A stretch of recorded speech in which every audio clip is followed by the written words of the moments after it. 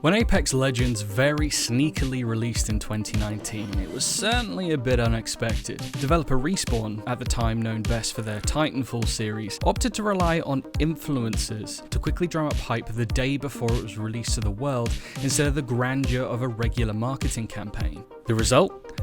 Many gamers pleasantly surprised to find a new AAA Battle Royale shooter waiting for them when they turned on their PC, Xbox One or PS4.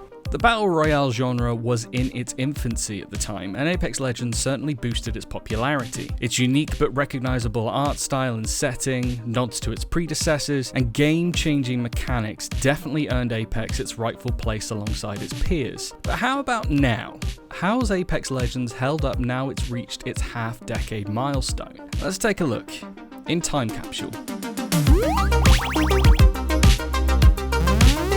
Today we're going to be talking about Apex Legends. It's 5 years old. We gave it quite a favourable review when it first came out. So I wonder, Josh, if you could start with you. We'll just give a quick recap of the game, its significance at the time, and kind of why we gave it such a favourable score. Yeah, absolutely. So, Apex Legends launched in 2019 from developer Respawn Entertainment, the studio best known for sort of emerging out the ashes of Infinity Ward and then sort of redefining the multiplayer shooter with the Titanfall series. Apex Legends is, a battle royale sort of again emerging out of the popularity of PUBG Battlegrounds and Fortnite Battle Royale, which were 2017. And I think this was one of the first really significant games to sort of challenge those staples of the sort of emerging Battle Royale genre. Apex took a lot of the great foundations of Titanfall 2, the great gunplay, the fluid movement, sort of stripped back the free running and obviously the mechs, and sort of made a more grounded, I would say more weighted shooter when definitely compared to Fortnite.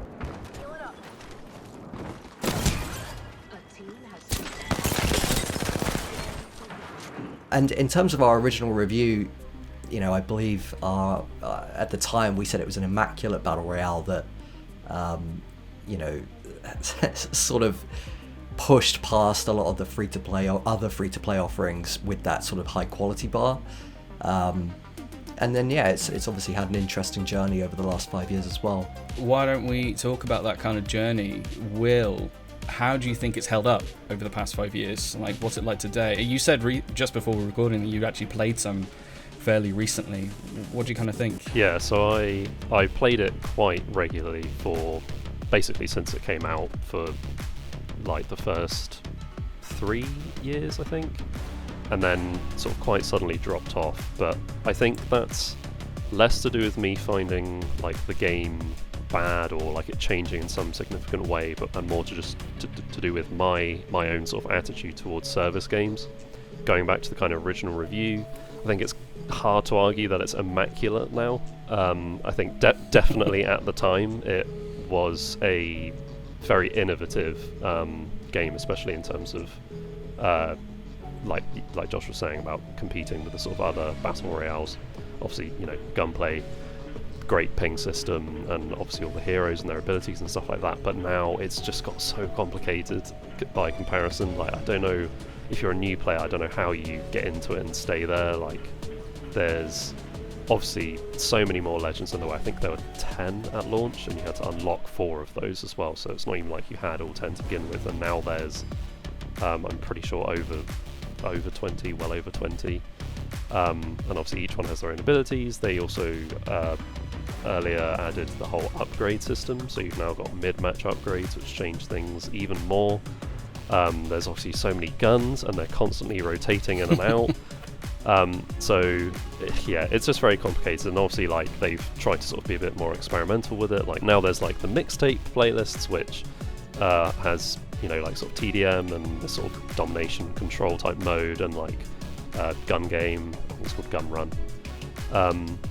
and those are fun, but I think the whole sort of beyond battle royale thing that they wanted to do hasn't quite panned out, I think. Any kind of particular experiences you've had with Apex then? In the time that I've been playing it, I've switched between so many different characters, which I think just really speaks to how like tightly designed everything is in the game. Like when I first started, I really wanted to play Pathfinder because I love his grapple hook, but then I tried it and was like, man, this thing is hard to use, what the hell.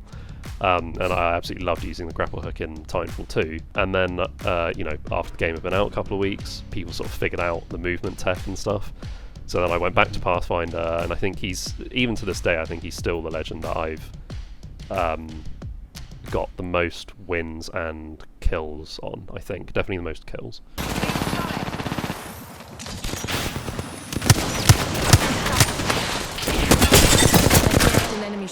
Josh, what's your sort of experience with it? I mean, my experience directly with it is, I played a lot of Titanfall 1, I played a fair amount of Titanfall 2, and obviously sort of quickly gravitated to Apex Legends. My friend group found Safe Harbor in Call of Duty Warzone in 2020 and through the pandemic, and I think like a great many people, we sort of took to these sort of online service games as a way to sort of communicate and maybe let off some steam. I think I could probably argue that it's maybe a more accessible take on the original sort of H1Z1 PUBG sort of survival aspect, just in terms of how it is more complex. The attachment system, the need to find weapons and then kit them out as you're going is more complicated. It makes it more difficult to get a hook in to new players, just purely because it is like all battle royales. It's possible to go 25 minutes without seeing another player and then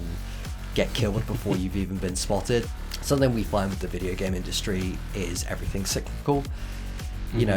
Even 5 years later that we're still talking about Apex Legends, that in itself is impressive. Like, yes, there's Apex, Fortnite, PUBG, Warzone.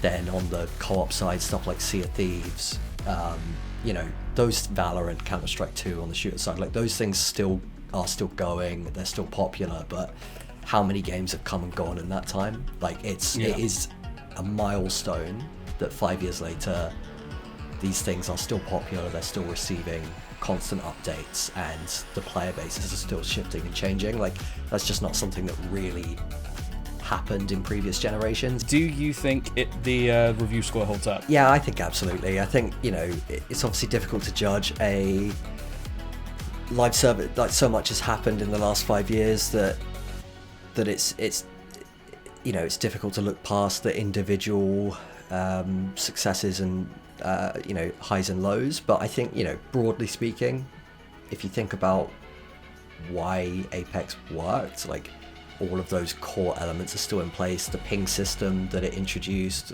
it's a phenomenal system that really encourages team play subconsciously, which is fantastic. I think the profile of the heroes, the silhouettes, the way they feel, the way they handle, probably only matched by Overwatch. Like they're absolutely phenomenal and exceptionally well balanced, and that core gunplay is almost unrivaled again, maybe sitting alongside Destiny 2.